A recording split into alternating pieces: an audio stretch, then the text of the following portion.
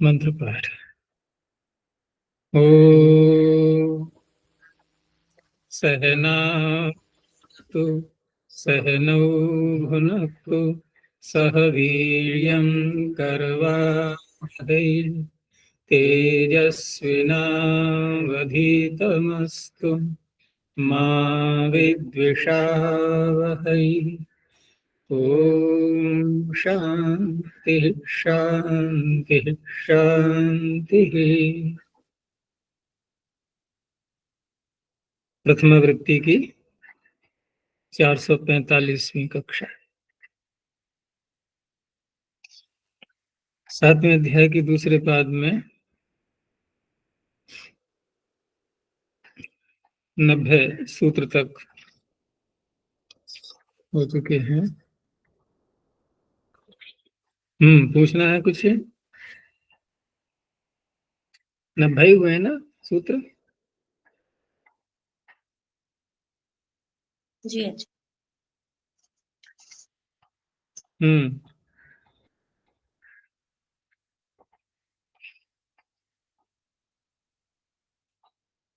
तो हम युष्मद अस्मद इनके विषय में चर्चा कर रहे थे और 7वें अध्याय के प्रथम पाद में भी ये विषय आ चुका था और दूसरे पाद में भी है ये। आगे 8वें अध्याय में आएगा प्रथम पाद में। तो ये हम जब शब्दों की सिद्धि पूरी पूरी करते हैं तब तो तीनों ही प्रकरण की आवश्यकता होती है, लेकिन जो दो दो रूप बनते हैं तीन व्यक्तियों में, उनको हटा दें। उस समय जब शब्दों की सिद्धि करेंगे तो ये दोनों प्रकरण अनिवार्य हैं, ये साथ साथ चलते हैं। अलग अलग इसलिए रखे गए हैं क्योंकि वहां पर विभक्तियों के स्थान पर आदेश किए गए थे और यहाँ पर शब्दों के स्थान में। तो वहां युष्मद अस्मद में कौन सी विभक्ति थी और यहाँ कौन सी विभक्ति है? वहां जो प्रारंभ हुआ था युष्मद अस्मद्भ्याम क्या था?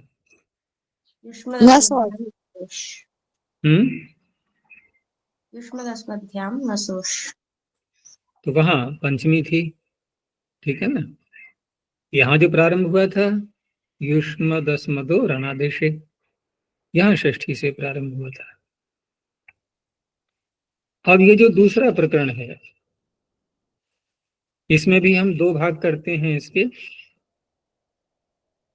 पहले भाग में हमने देखा कि जो ऐसी व्यक्तियां हैं जहां पर के पूर्व प्रकरण के द्वारा, इनके प्रथम पाद में आए हुए सूत्रों के द्वारा जहां आदेश नहीं किए गए हैं विभक्तियों के स्थान में, उन प्रत्ययों के, उन व्यक्तियों के परे रहते हमने दो प्रकार के आदेश किए युष्मद अस्मद के स्थान में।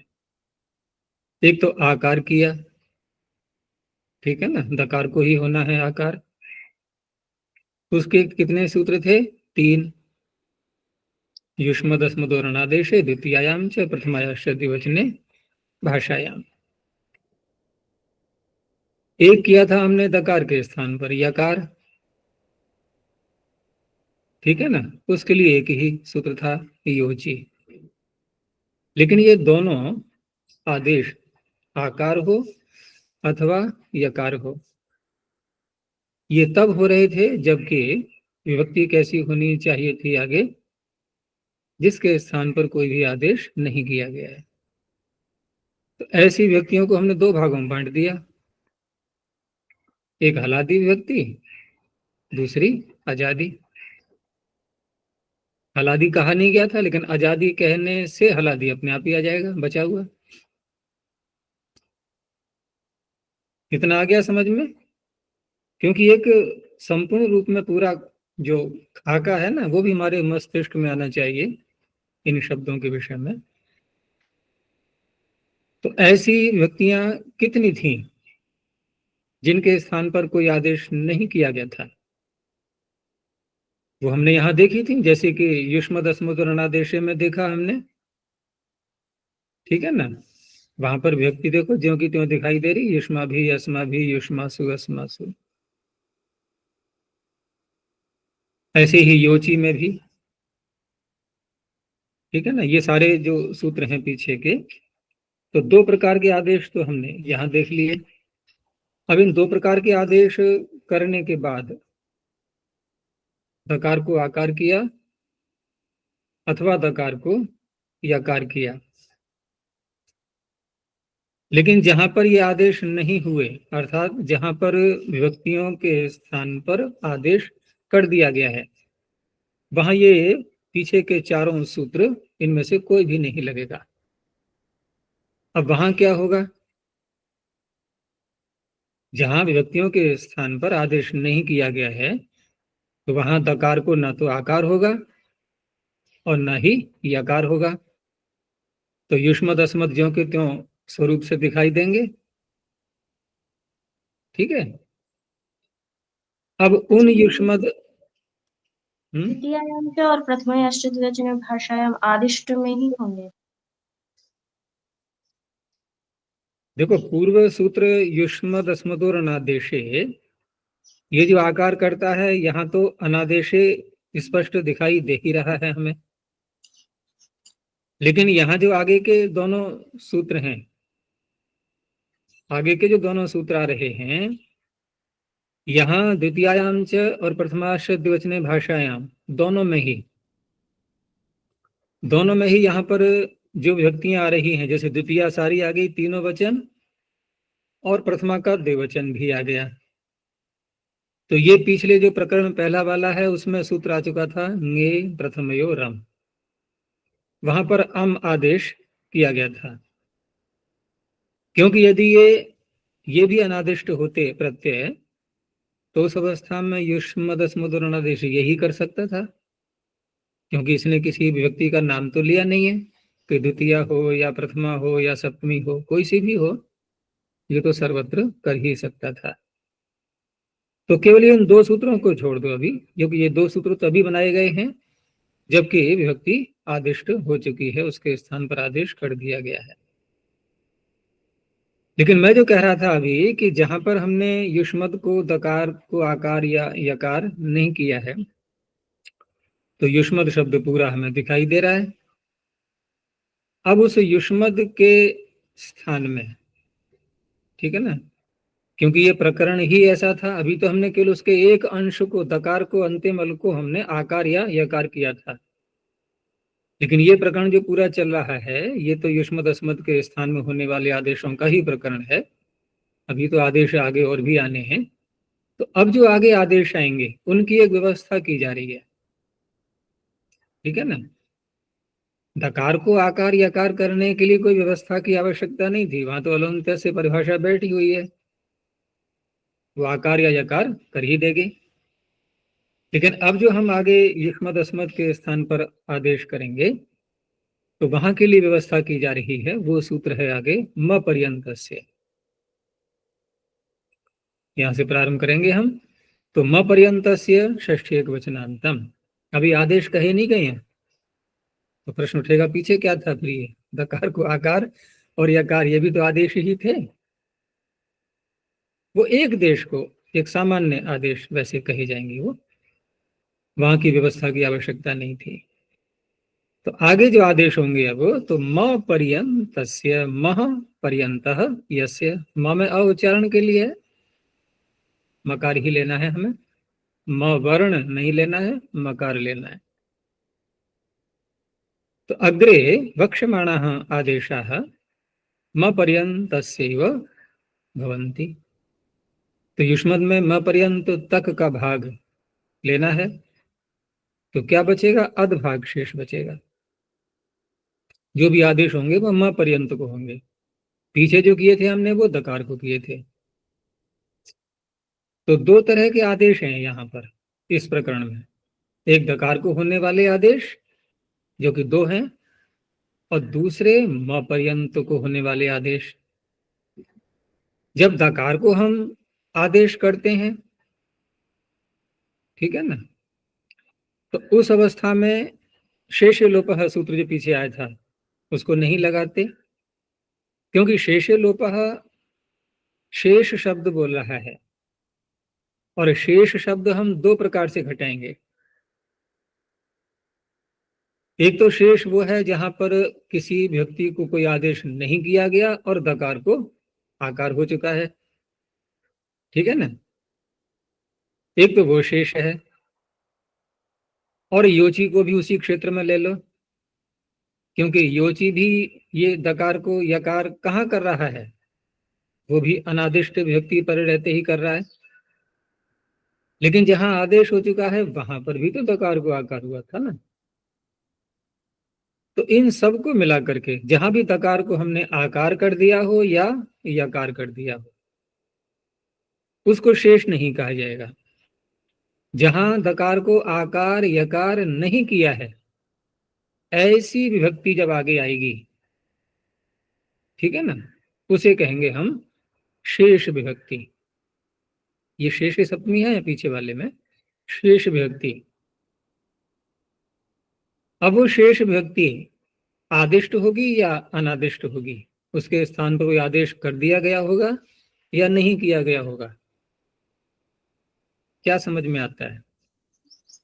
आदेश कर दिया होगा, लेकिन ये प्रथम रोम को छोड़ के। हाँ, क्योंकि पीछे भी आदेश किए हुए कुछ प्रत्यय आ चुके हैं थोड़े से, लेकिन जो भी अब आएंगे जहां भी आदेश हम करेंगे तो वहां सर्वत्र कोई ना कोई आदेश हो चुका होगा, अनादिष्ट व्यक्ति कोई भी नहीं मिलेगी अब। तो उस अवस्था में जब दकार को आकार यकार भी नहीं किया गया तो पूरा युष्मद शब्द हमें दिखाई देगा, उसमें से म पर्यंत को तो आदेश आगे के सूत्र करेंगे, तो अधभाग तो रह गया शेष, अब अधभाग शेष रह गया है, वो शेष लोप हटा देगा, ठीक है ना। वहां दो पक्ष माने गए थे, चलो हमने टी भाग के लोप वाला पक्ष ले लिया, अधभाग का वहां से लोप हो जाएगा। ये आगे के सभी सूत्रों में ध्यान रखना है आप, और सभी सूत्रों में है ही कितने, अब 1 2 3 4 5 6, ठीक है ना, 6 सूत्र, और आगे का भी ले लो प्रत्युत्तर पदयोश, तो 7 सूत्र आगे ऐसे आगे आ रहे हैं कि जिनको हम जब लगाएंगे तो वहां पर शेष लोप लगाते जाना, वो लोप करता जाएगा, म पर्यंत को आदेश हो जाएगा, बकाया भाग समाप्त हो जाएगा, तो आदेश ही आदेश बचेंगे आगे, और विभक्ति हमें दिखाई देगी, और विभक्ति भी ऐसी दिखाई देगी जिसके स्थान पर कोई ना कोई आदेश हो चुका होगा। अब ये सरल लगेंगे सूत्र आगे। अब रही बात कि आगे होने वाले आदेश ये कहाँ कहाँ होंगे, उसके लिए सूत्रों की रचना कैसे की गई है। तो इसमें सामान्य सूत्रों को पकड़ते हैं पहले, तो पहले सामान्य सूत्र आगे आ ही रहा है, यु बाबू द्विवचने। हमने मपर्यंत का उदाहरण नहीं लिया क्योंकि आगे आ ही जाना है, तो यु बाबू द्विवचने, इसने क्या किसी व्यक्ति का नाम लिया है, द्विवचन बोल दिया, 7 विभक्तियों का, ठीक है, 7 व्यक्तियों के द्विवचन आ गए इसमें, और इसका कोई अपवाद भी नहीं है। अब 7 विभक्तियों के द्विवचन वो ये सूत्र ले लेगा, तो युवाबु द्विवचने युवाबु प्रथमा द्विवचनांतम द्विवचने प्रथमा द्विवचनांतम। अब द्विवचन जो शब्द यहां पर आ रहा है, तो द्विवचन, वचन का तात्पर्य भक्ति इति वचनम, और द्वयोः वचनम द्विवचनम, ते द्विवचने, प्रथमा का द्विवचन है तो युवाबु का बनेगा विशेषण, अर्थात द्वित्वार्थ विधायक के युवाबु, युवाबु जो है, जो शब्द दो आ रहे हैं युव और युष्मद और अस्मद की तात्पर्य कि युष्मद अस्मद जो दो शब्द आ रहे हैं ये कैसे होने चाहिए कि दो अर्थ को कहने वाले, अर्थात द्विवचन वाले, तात्पर्य वही है। तो द्व्यर्था विधायके युष्मदस्मदि तयोः म पर्यन्तस्य स्थाने योग आव इत्येतौ आदेशो भवतः। ये दो आदेश हो जाएंगे। जो भी सूत्र लग रहा है दोनों शब्दों में लग रहा है, ये हम प्रारंभ से ही देखते आ रहे हैं, चाहे पहला प्रकरण हो या दूसरा प्रकरण हो या तीसरा हो, सर्वत्र प्रत्येक सूत्र दोनों शब्दों में लगता है। ऐसा एक भी सूत्र नहीं मिलेगा जो एक शब्द में लगे, दोनों में लगता है। अब यहाँ पर उदाहरण जो है कौन कौन सा लेंगे हम? सभी व्यक्तियों के द्विवचनों को लेंगे, सभी व्यक्तियों के द्विवचनों को लेंगे। जैसे पहले औ प्रत्यय को लिया, प्रथमा का द्विवचन। पीछे हमने अम कर लिया था पहले ही, ङे प्रथमयोरम, ङे प्रथमयोरम, ठीक है ना। एक चीज और थी जो पहले मैंने वाक्य बोला था कि यहाँ आगे के प्रकरण में जो भी व्यक्ति आएगी कोई ना कोई आदेश हो चुका होगा, ऐसा यहाँ नहीं घट पाएगा, क्योंकि शेष लोपः जो सूत्र है ना, वो शेष अर्थ को हम कहाँ घटाएंगे कि जहां पर दकार को आकार या यकार नहीं किया है, ठीक है ना, ऐसे प्रत्यय आगे आने पर। अब यहाँ जो है युवाम और आवाम, यहाँ पर औ को हमने क्या कर लिया है? अम कर लिया, औ को अम कर लिया है। इधर मपर्यंत को हमने युव और आव कर लिया है, लेकिन ये प्रथमा विभक्ति होने के कारण से प्रथमाश्च द्विवचने भाषायाम ये भी लगेगा, लगेगा कि नहीं? प्रथमाश्च द्विवचने भाषायाम ये भी लगेगा, तो उस अवस्था में शेष लोपा लग पाएगा क्या? वो भी नहीं लगेगा, क्योंकि शेष का तात्पर्य वहां अर्थ ही यही है कि जहां दकार को आकार भी न किया गया हो और यकार भी न किया गया हो, दोनों में से कुछ भी न किया गया हो। तो यहां पर हमने दकार को आकार कर लिया, म पर्यंत को कर लिया हमने युग और आव आदेश। तो अब स्थिति क्या है? म में अविद्यमान है, म में अविद्यमान है, आकार तो हमने दकार को किया, म पर्यंत को आदेश कर लिया। और ये जो आदेश जितने भी आगे आ रहे हैं ये सारे अकारांत हैं। देखो, युग, आव, यूय, वय, त्व और अय है, अह है, अह, त्व, अह, फिर तुभ्य, महीय, तव, मम, सब अकारांत हैं ये। तो सभी आदेशों में हमें अतोगुणे भी लगाते जाना है, अगर हम शेष लोपा में टी भाग के को नहीं हटा रहे हैं तो। टी भाग को हटाएंगे तो फिर आवश्यकता नहीं है अतोगुणे की, लेकिन वहां पड़ेगी आवश्यकता जहां दकार को आकार कर लिया है। जैसे यहां पर तो युग अ अम, आव अ अम, अब यहाँ अतोगुणे लगाएंगे, फिर अमी पूर्व लगा देंगे।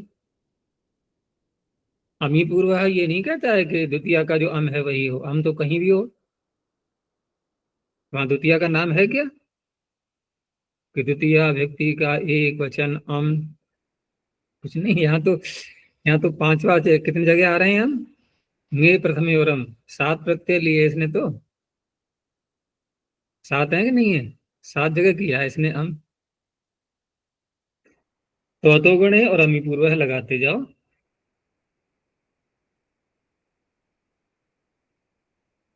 लेकिन यहाँ पर अमी पूर्व की भी कहाँ आवश्यकता रहेगी?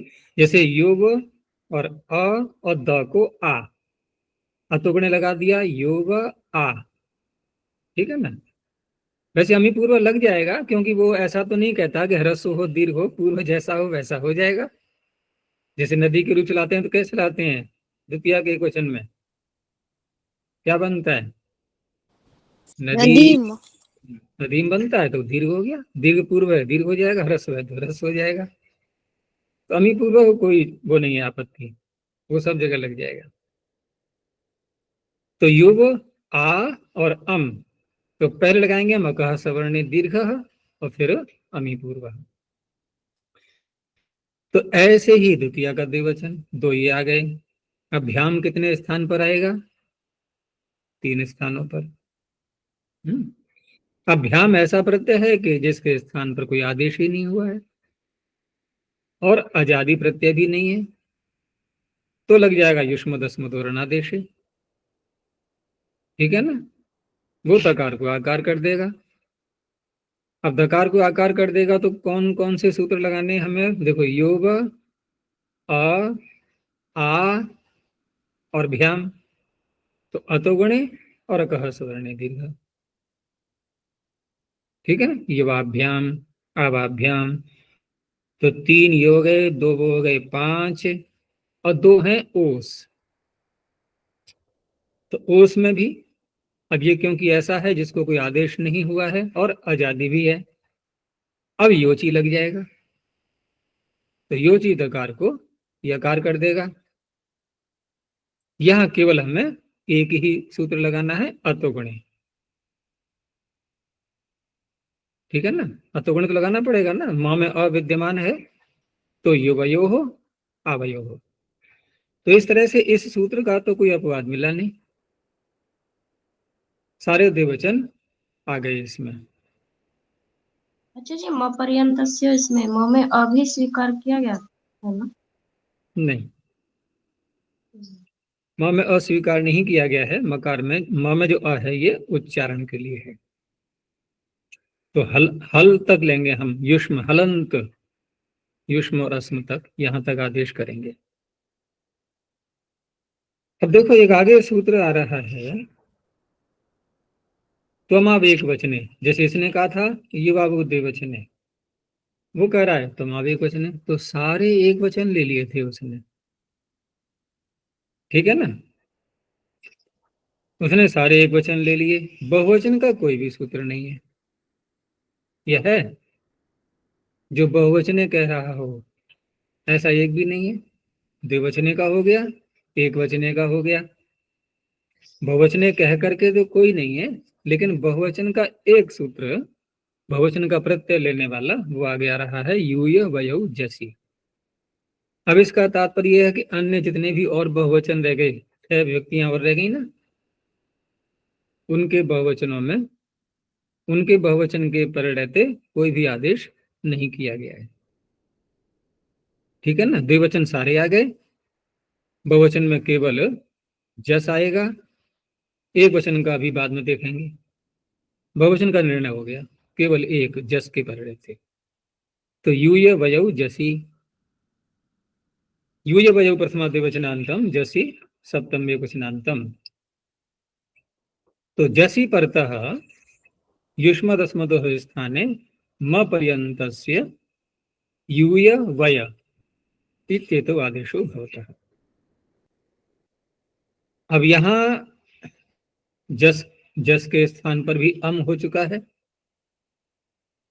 अब कौन कौन से सूत्र लगने हैं? देखो, म पर्यंत को तो हो गया यूय और वय, फिर आगे माँ में और रह गया।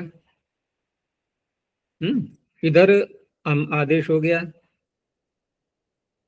ठीक है ना, जस को अम आदेश हो गया है, ने प्रथमे और अम से। तो क्या स्थिति बन गई? यूय, फिर माँ में आ रहा, यूय अ, इनको अतोगुणे से मिला दो, यूय और धकार का,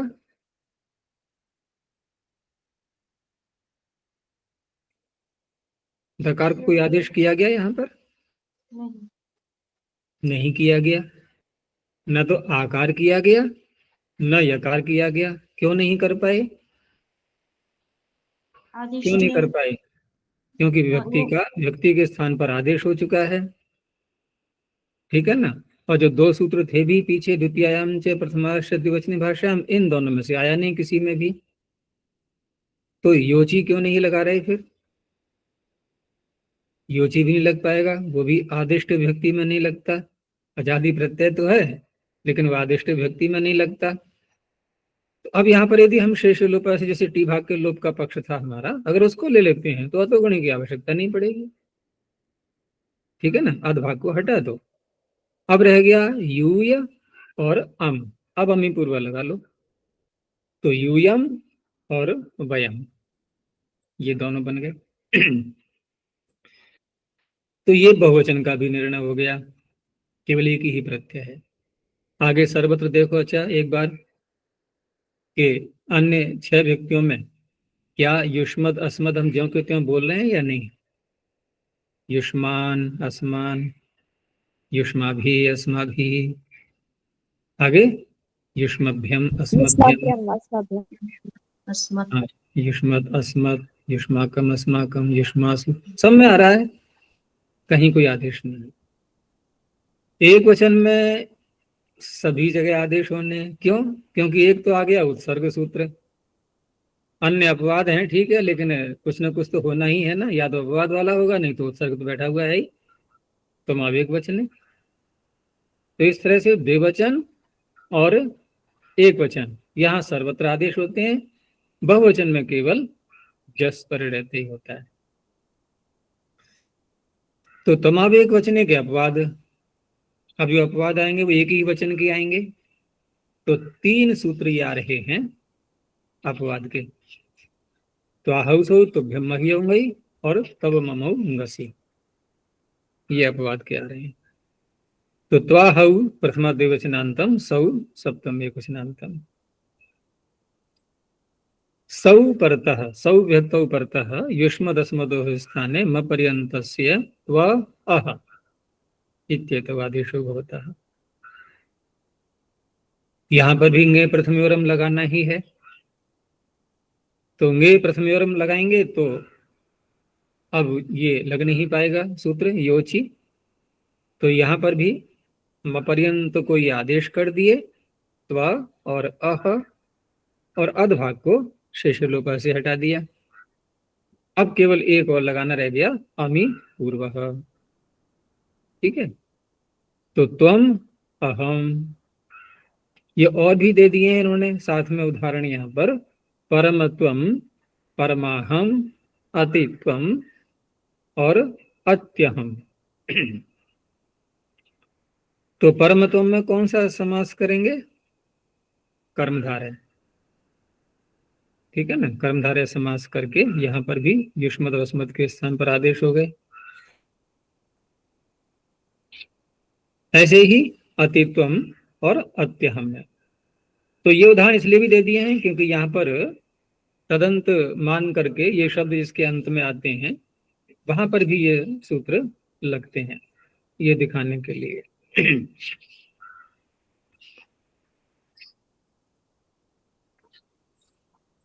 चलो ये भी हो गया। आगे है तुभ्य मह्यौ ngई।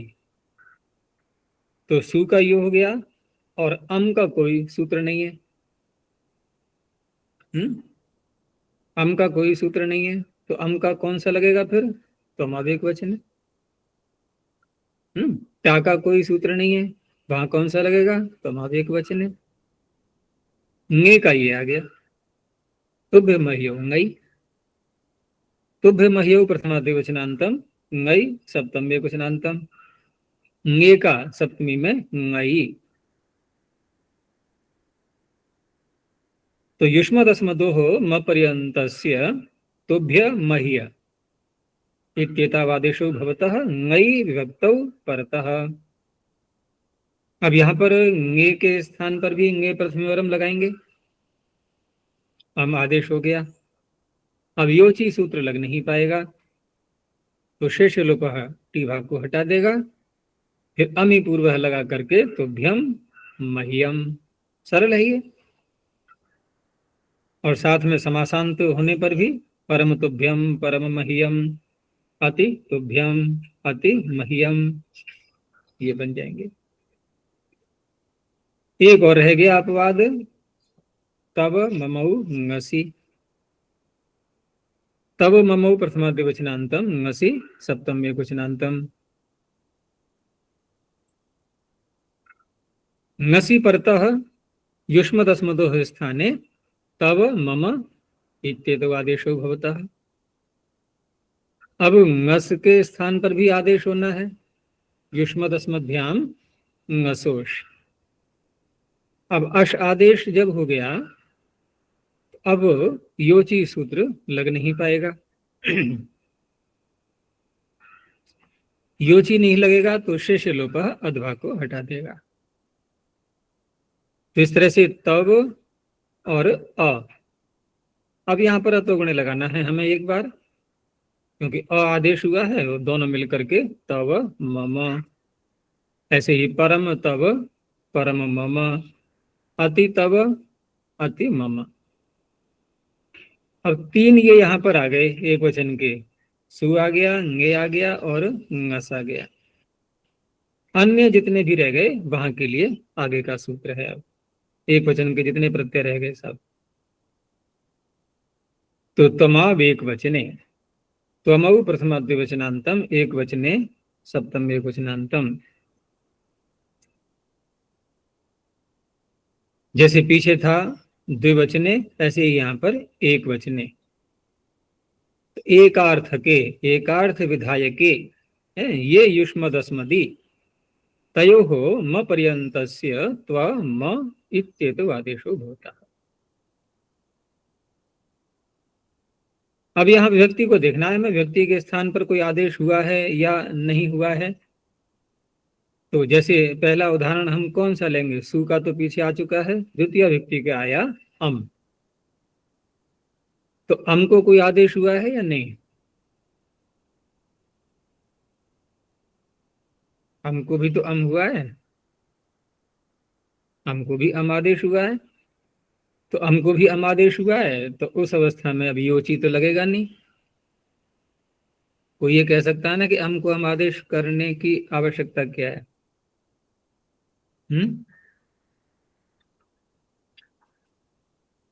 यह है आवश्यकता। देखो पीछे हमने आकार जो आदेश किया था, तो आकार आदेश एक तो युष्मद अस्मदो ऋणादेश है। फिर आगे का सूत्र क्या था? द्वितीयायाम च। द्वितीयायाम च। हम द्वितीया में ही चल रहे हैं अभी। तो द्वितीया में भी दकार को आकार हो जाएगा। तो शेष लोप वाला तो विषय यहाँ पर है नहीं, उसको नहीं लगाएंगे। तो दकार को आकार कर लिया। तो त्व और फिर अ है आगे। अब देखो यहाँ पर जब शेष लोप नहीं लगाएंगे, हम उससे टी भाग का लोप नहीं करेंगे, तो वहां तो आकार रहेगा ना म में अ, वहां तो गुणे से उसको मिला देंगे। अब जो दकार को आकार किया है वहां सवर्ण दीर्घ हो जाएगा। तो आगे जो अम है फिर अमी पूर्व से मिला दो उसको। तो इस तरह से द्वितीय में बन जाएगा त्वाम और माम। लेकिन तृतीया में क्या है, वहां जो टा प्रत्यय आया है, वहां टा के स्थान पर कोई भी आदेश नहीं हुआ। अब कोई भी आदेश नहीं होगा तो फिर दकार को आकार तो अनिवार्य है ही करना। लेकिन वहां पर अपवाद बैठा हुआ है योची, आजादी होने के कारण से उसने यकार कर दिया। हलादी होता प्रत्यय तो आकार हो जाता, तो वहां दकार को हो गया यकार। क्या यहां भी अतोगुणी लगेगा कि नहीं? अब यहां भी लगेगा, क्योंकि मां में तो अ रह गया था। तो त्व अ फिर यकार और फिर आ, अतोगुणी लगा दो, त्वया मया। अब आई कौन सी व्यक्ति, ये कौन सी व्यक्ति का था? टा तृतीया का। चतुर्थी का क्यों नहीं दिया? पीछे आ चुका है तो भी मही होंगे ही। अब आया पंचमी का। तो पंचमी में भी जो ngसी प्रत्यय आएगा, तो वहां पर व्यक्ति के स्थान पर आदेश करने वाले सूत्र में देखो, तो पहला तो सूत्र है वहां पर पंचम्या अत। उसने सारी पंचमी ले ली। लेकिन अगला सूत्र क्या है फिर? एक वचन से। सारी पंचमी नहीं, पंचम्या अत जो है ऊपर क्या था उसमें? भ्यसोभ्यम। तो पंचम्या अत में भ्यस की अनुवृत्ति आ रही है, तो भ्यस को तो उसने कर दिया। अगले सूत्र ने एक वचन को भी कर दिया अत एक वचन से। जब अत आदेश हो गया ngस के स्थान पर, ngसी के स्थान पर, तो अब इधर क्या रह गया? क्योंकि वहां अत आदेश हो गया ना, तो उस अवस्था में अब योची तो लग नहीं पाएगा। अब शेष लोप अधभाग को हटा देगा। तो त्व और अत, अतोगुणी अब भी लगाना है हमें एक बार, ठीक है ना। अतोगुणी लगा करके त्वत और मत, बहुवचन में युष्मत अस्मत बन जाता है। तो त्वत मत पंचमी हो गया। षष्ठी का उदाहरण क्यों नहीं आया? क्योंकि तब ममूंगसी आ गया था। अब रह गई सप्तमी। तो सप्तमी में ङी प्रत्यय। अब ङी को तो कोई आदेश नहीं किया गया है, अनादिष्ट व्यक्ति है और आजादी भी है। अब तो लगा सकते हैं हम योची सूत्र को। तो दकार को हो गया यकार। अब जो म में आ है वो तो गणे से मिला दो, त्व और म आदेश करके। तो त्व यकार और फिर ई, त्वई मई, ये बन गए। अब यहां तक के जो हमने रूप देखे सब, तो जिन स्थलों पर युष्मत अस्मत के स्थान पर कोई भी आदेश नहीं किया गया है उनका थोड़ी कोई सूत्र आएगा यहाँ पर। यहाँ तो आदेश करने वाले सूत्र आएंगे। जहां आगे आदेश नहीं करना है वहां युष्मत अस्मत ज्यों के त्यों रहेंगे ही।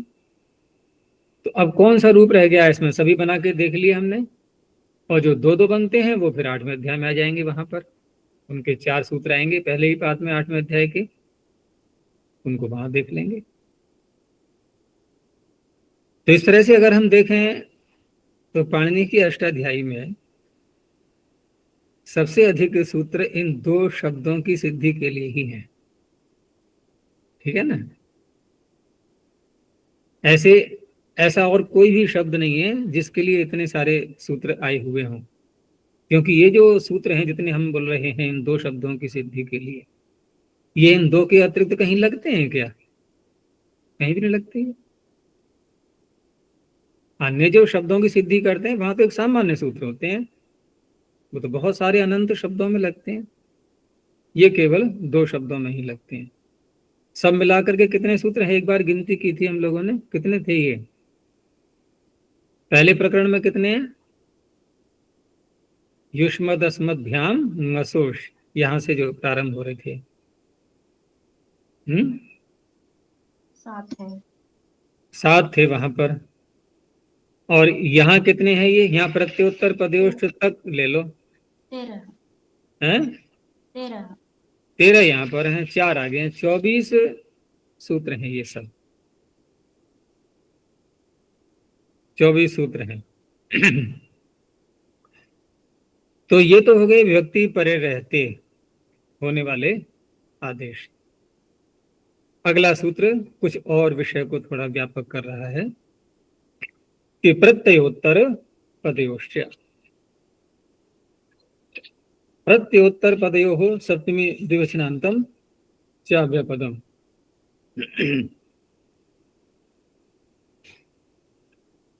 अब यद्यपि त्वमावेक वचने सूत्र ने विभक्तियां ले ही ली थी सारी,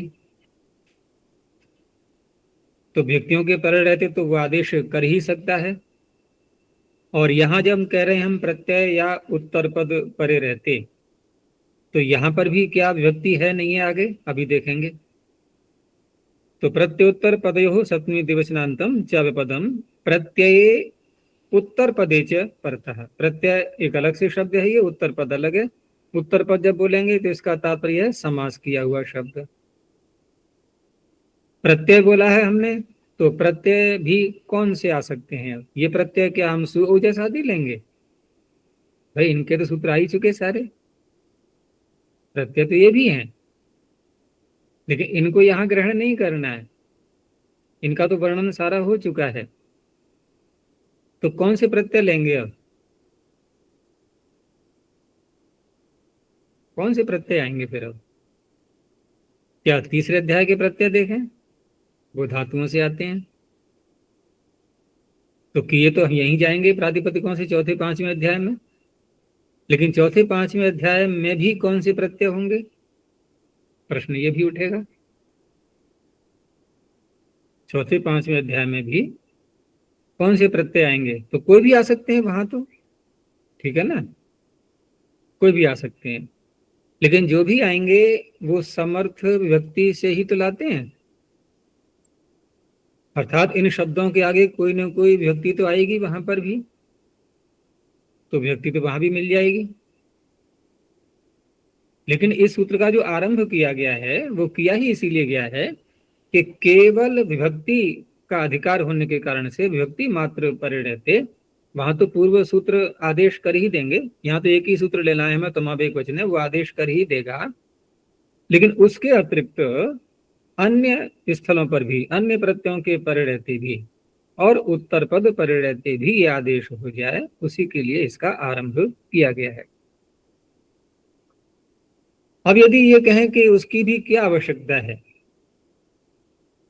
जब हम कोई प्रत्यय आगे लाएंगे या समास करेंगे तो समास में तो निश्चित ही है कि अंतर्वर्तिनी विभक्ति होती ही है, जिसका कि हम लोग करते हैं सुपो धातु प्रातिपदिक से। लेकिन अन्य कोई तद्धित प्रत्यय आएगा तो वहां पर भी तो अंतर्वर्तिनी विभक्ति आती है, वहां पर भी तो हम कृत अधित समासाष्ट से प्रातिपदिक करके और सुपो धातु से हटाते हैं विभक्ति को। तो क्या उस अंतर्वर्तिनी विभक्ति को मान करके ये तमावेक वचने सूत्र नहीं कर पाएगा आदेश? फिर इसकी क्या आवश्यकता रह जाएगी? कर सकता है या नहीं, पहले विचार करो। तमावेक वचने एकत्व विधायक जब भी ये शब्द होंगे एक अर्थ को कहने वाले, तो उस अवस्था में चाहे अंतर्वर्तिनी विभक्ति हो चाहे स्वतंत्र विभक्ति हो, वो तो सर्वत्र कर ही देगा आदेश। नहीं कर पाएगा। क्यों नहीं कर पाएगा? क्योंकि अंतर्वर्तिनी विभक्ति को कौन सा सूत्र हटाता है? सुपो धातु प्रातिपदिकयोः हो, धातु प्रातिपदिकयोः हो, और वो करता है लुक। और लुक जब करेंगे तो अंग के अधिकार में कोई सूत्र लगा पाएंगे हम प्रत्यय लक्षण मान करके? नहीं कर न सकते। लुकतामस्ति। तो इस तरह से लुक के कारण से लुक हो जाएगा इनका, तो उसको नहीं लगा सकते। अब यहाँ पर एक विचार करने की बात है कि हम कुछ परिभाषाओं का सहारा लेते हुए कुछ अन्य बातें भी समझते हैं कि अंतरंग बहिरंग जब होता है कहीं पर, किसी सूत्र को लगने के लिए बहुत थोड़ा सा भाग चाहिए, थोड़ी सी शर्त उसकी होती है, छोटी सी होती है, उस विधि को अंतरंग विधि कह देते हैं। जिसको कम से कम आवश्यकता हो, वो कितनी कम हो सकती है? तुलना कैसे की जाएगी? कितनी होती है कम आवश्यकता? एक है कोई एक, एक केवल एक शर्त बस है, और दो हों तो बहिरंग हो जाएगा वो। अपेक्षा देखिए। अपेक्षा से तुलना देखी जाएगी कि जिसको हम बहिरंग बोल रहे हैं, जो दूसरी विधि तैयार हो रही है लगने के लिए, उसको कितनी आवश्यकता है, उसकी अपेक्षा कम हो बस। अब मान लो दूसरी विधि को 3 चाहिए, उसकी 3 शर्तें हैं, तो फिर अंतरंग 2 वाली भी बन जाएगी, है ना। दूसरे को 2 चाहिए तो पहले वाले को फिर 1 चाहिए, तब अंतरंग बनेगा। तो इसलिए जो है सापेक्ष विधियां कहलाती हैं ये। तो यहाँ बताओ कि लुक अंतरंग है या कि ये आदेश तमावेक वचन है, ये अंतरंग है। कौन अंतरंग है इसमें, कौन बहिरंग है? अच्छा, लुक को क्या चाहिए? लुक को सुपो धातु प्रातिपदिकयोः विधि को लगने के लिए क्या चाहिए? पहली बात तो उसको प्रातिपदिक संज्ञा होनी चाहिए। प्रातिपदिक होने के लिए, प्रातिपदिक संज्ञा होने के लिए या तो समास हो पहले, जैसे उत्तर पद में लेंगे हम तो समास होगा, ठीक है ना। और प्रत्यय वाली विधि आएगी तो वहां पर फिर प्रत्यय पहले आगे आए तद्धित। अच्छा, इधर तमावेक वचने को क्या चाहिए? क्या चाहिए इसको? केवल मात्र विभक्ति बस, कुछ नहीं चाहिए और। तो ये हो गया अंतरंग। और अंतरंग बहिरंग में कौन सा सिद्ध माना जाता है? अंतरंग असिद्धम बहिरंगम अंतरंगे। अंतरंग कार्य करने में बहिरंग जो विधि है वो असिद्ध हो जाती है। तो बहिरंग विधि कौन सी की थी हमने? लुक। ठीक है ना। तो बहिरंग विधि जब लुक कर ली और जब अंतरंग कार्य करने चले तो वह सिद्ध हो गया। तो असिद्ध हो गया है तो अब थोड़ी लग जाएगा नलंतांग से। भाई नलंतांग से तो तब लगता है ना कि जबकि हम लुक को स्वीकार कर रहे हैं। जब असिद्ध ही कर दिया तो लुक है ही कहाँ आप। भले ही वो प्रत्यय नहीं दिखाई दे रहा है हमें, आदर्शन तो है उसका, लेकिन वो आदर्शन माना नहीं जा रहा है। माना नहीं जा रहा है तो उसको तो प्रत्यय दिखाई देगा ना, तुम अब एक वचने को। तो फिर ये सूत्र व्यर्थ हो गया कि नहीं। ये सारी भूमिका मैंने इसलिए बनाई कि यहां पर एक नई परिभाषा का जन्म है ना, वो हो रहा है। प्रत्योत्तर पदयोश्च सूत्र से एक नई परिभाषा का जन्म हुआ है। अब वो जन्म क्या होगा, ये सूत्र तभी तो सार्थक होगा कि जब अंतरंग को बहिरंग रोक दे। अभी तक हमने क्या सीखा है कि अंतरंग और बहिरंग में अंतरंग विधि होती है, बहिरंग नहीं होती है। लेकिन ये सूत्र तब सार्थक होगा जबकि बहिरंग को अधिक बलवान माना जाए, तभी तो होगा। तो इस तरह से लुक यदि बहिरंग होता है, अंतरंग कोई भी हो सकती है विधि, लेकिन बहिरंग यदि लुक होता है तो बहिरंग लुक को बलवान माना गया है और वह बहिरंग लुक अंतरंग विधि को भी रोक देता है। तो परिभाषा बनी अंतरंगानपि विधीन बहिरंगोपि लुक बाधते। ये परिभाषा है, परिभाषा पाठ में देख लेना। अंतरंगानपि विधीन बहिरंगोपि लुक बाधते। लुक बहिरंग होते हुए भी, जबकि सामान्य नियम यह है कि बहिरंग यदि है तो वो कमजोर बन जाएगा, उसको अंतरंग विधि बाध लेगी। लेकिन यहाँ उल्टा हो गया, लुक बहिरंग होने पर भी ये लुक जो है वो बहिरंग होते हुए भी अंतरंग कार्य को रोकेगा। अब यहाँ पर लुक जब बहिरंग है, बलवान मान लिया गया उसको, अब तुमावेक वचने को ये विभक्ति दिखाई ही नहीं देगी। क्यों?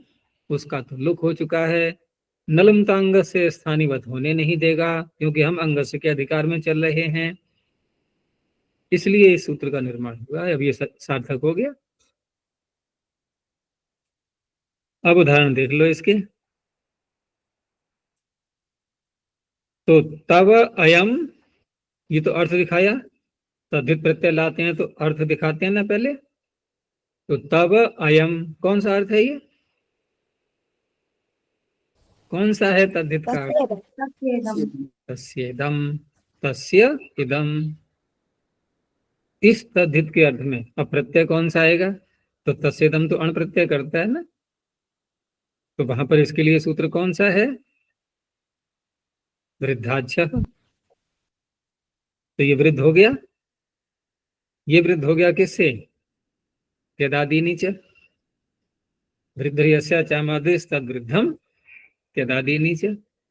त्यदादियों का भी नाम वृद्ध होता है।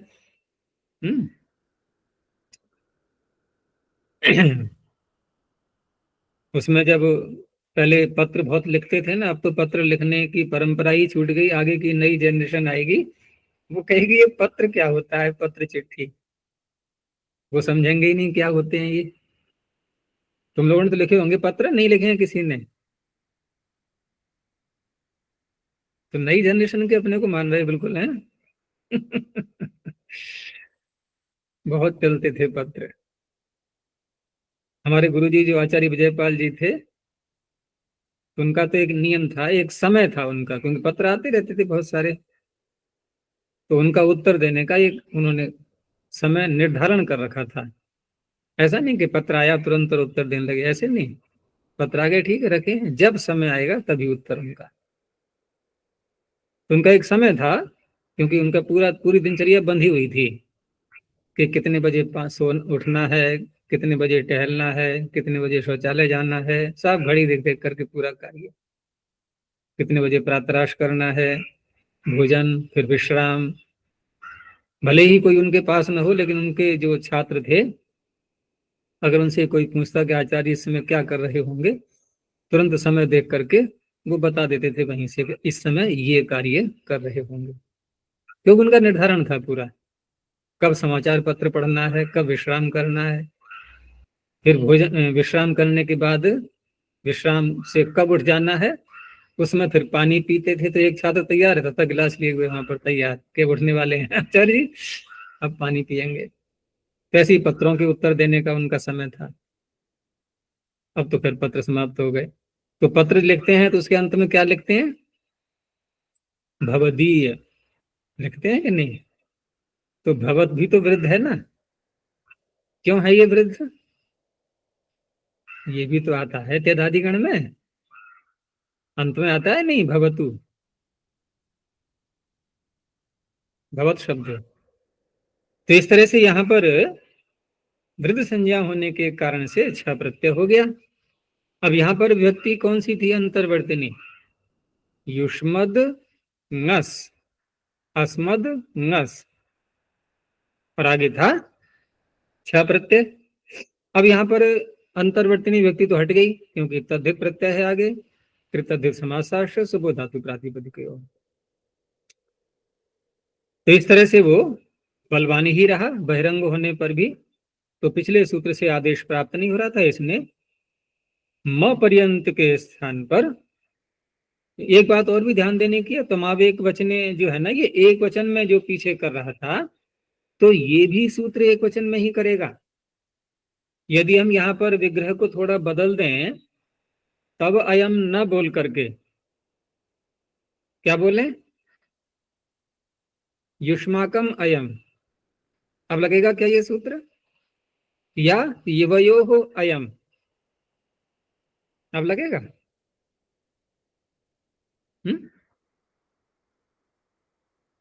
क्या लगेगा, क्या बनेगा, क्या बनेगा माँ की न। ख प्रत्यय आदि भी तो किया था ना हमने, तो ऐसे बनेंगे अब। तो इस तरह से एकत्व का विधायक तो यहाँ भी होना है, वो अर्थ यहाँ भी लेना है। तो त्वदीय मदीय, तेरा मेरा, एक वचन में। तो अन्य कार्य तो कर ही लोगे, यानी कि अधभाग। देखो यहाँ पर हमने त्वा और म ये आदेश किए, ठीक है ना, और आगे छ प्रत्यय का ई हो गया, तो म पर्यंत को ही तो हुआ है आदेश, तो अधभाग बचा के नहीं है, अधभाग शेष है अभी, तो लगाएं शेष लोप है या नहीं।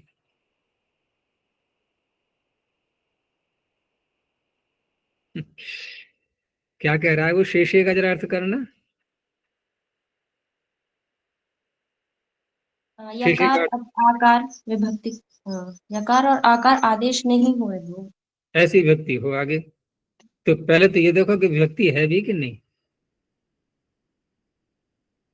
ये बाद में ढूंढना कि उसके परे रहते कुछ हुआ है कि नहीं हुआ है।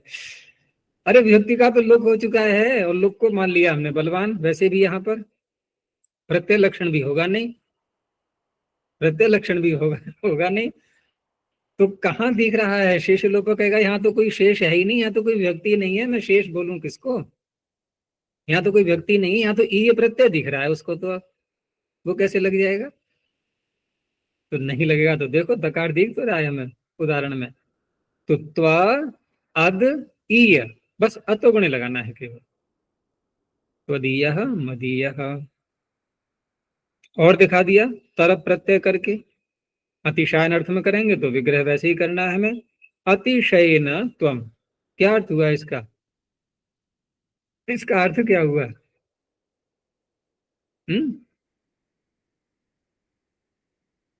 अयम त्वम ऐसे बोले हैं, और अयम अनयो हो अतिशयन त्वम।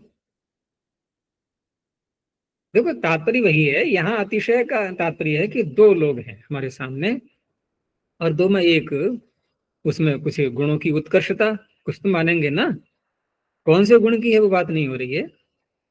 तो वहां पर ये अर्थ तो लाना ही होगा हमें, अतिशयता तो कुछ दिखानी ही होगी हमें गुणों की। तो तर प्रत्यय हो गया, तो त्वत्तरः मत्तरः। अच्छा जी, उसमें दो लोग बोलने वाला, एक जो अतिशयनत्वम बोल रहा है वो, और वो आगे वाला है अतिशयनत्वम बोल रहा है जो वो जो दूसरा अस्मत् है, का। हाँ। हाँ वो अस्मद में आएगा, जो बोल रहा है वो अलग है व्यक्ति। लेकिन जब अतिशय अर्थ लेंगे हम दो में से, तो सामने हमें दो स्वीकार करने होंगे, क्योंकि युष्मद शब्द का प्रयोग अप्रत्यक्ष में नहीं होता है। तद का तो हम कर लेते हैं अप्रत्यक्ष में, सहतवते आदि, लेकिन त्वम इमाम यूयम का प्रयोग अप्रत्यक्ष में नहीं करते हैं, सामने समक्ष होना चाहिए। तो दो समक्ष हैं, उसमें से एक को कहा जा रहा है। त्वत्तरः मत्तरः बहुत सारे हैं, तो हम तमा भी लगा सकते हैं, त्वत्तमः मत्तमः, ये हो गया। अब आगे त्वाम इच्छति, अब ये अन्य प्रत्यय भी दिखा दिया। त्वाम इच्छति, त्वद्यति मद्यति, अब देखो कहाँ पहुंचे ये नाम धातु बनाया गया है इसको, ठीक है ना। तो नाम धातु बना करके इच्छार्थ में करते ही है वहां पर, तो कैसे करेंगे विग्रह कि त्वाम इच्छति, तुझको जो चाहता है, जैसे आत्मनः पुत्रम इच्छति ऐसे विग्रह करते हैं ना, ऐसे यहां पर त्वाम इच्छति। अब आत्मनः त्वाम इच्छति वाक्य थोड़ा बोलने में नहीं आता है कि अपने तू को चाहता है अपने पुत्र को चाहता है, ये तो ठीक है, अपने तू को चाहता है, इसलिए वो आत्मनः शब्द बोलने में नहीं आता, अर्थ वही छिपा हुआ है इच्छा अर्थ में।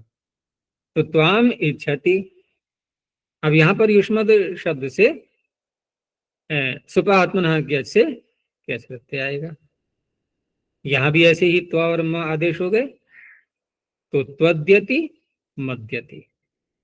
और आचरण अर्थ में करेंगे तो कर्तुः क्यंग सलोपश्च, ये क्यंग आदेश क्यंग प्रत्यय कर देता है, तो वहां पर आत्मनेपद के प्रत्यय आएंगे, फिर त्वद्यते मद्यते। ये तो दिखा दिए उन्होंने प्रत्यय के। अब आगे उत्तर पद में वहां समास करना होगा हमें, तो समास में तव पुत्रः, ठीक है ना, षष्ठी समास कर दिया। अब इसी को हम बहुवचनम बोल रहे हैं, यदि युष्माकम पुत्रः तो क्या बनेगा, युष्माकम पुत्रः क्या बनेगा, युष्मत् पुत्र। और युवयोः पुत्रः तो क्या बनेगा, युवत पुत्रः वहां भी युष्मत पुत्र ही बनेगा भाई। विग्रह में हमने युवयोः पुत्रः कहा है, मूल शब्द तो युष्मद है ना, युष्मद ओस पुत्र सु, तो युष्मत पुत्र ही बनेगा, एक वचन में हो जाएगा ये तो और महादेश। तो त्वत्पुत्र मत्पुत्र,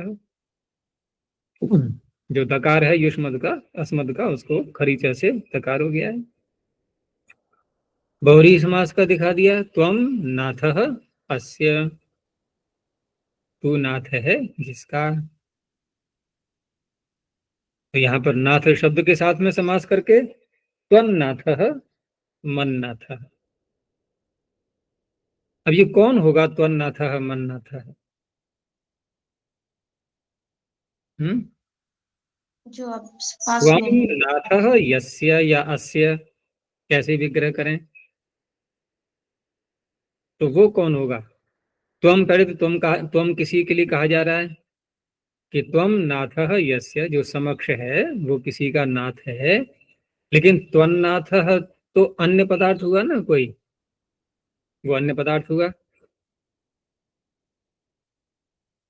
क्या कोई अपने को कह सकता है त्वन्नाथः,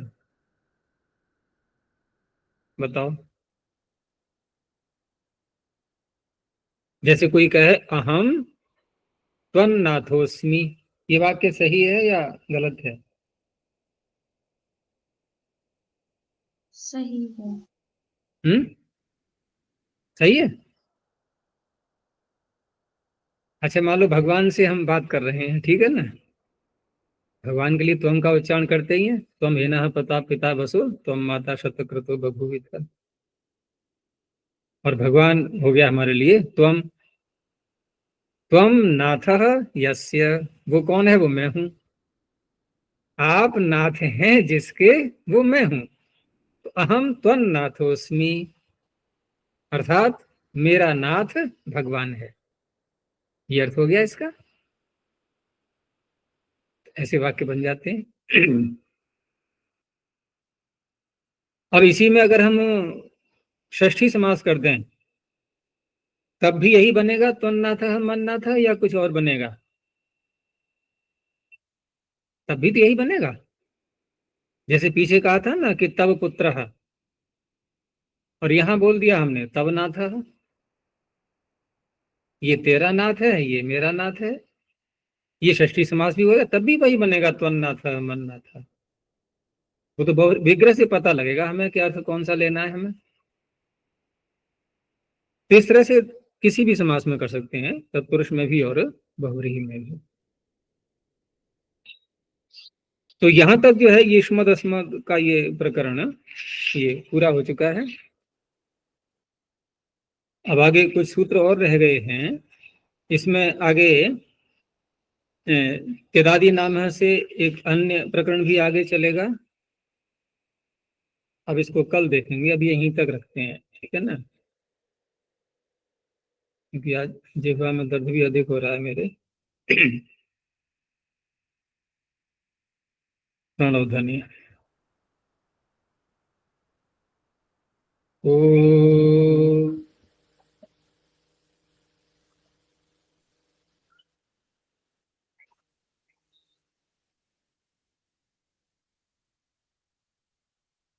ओ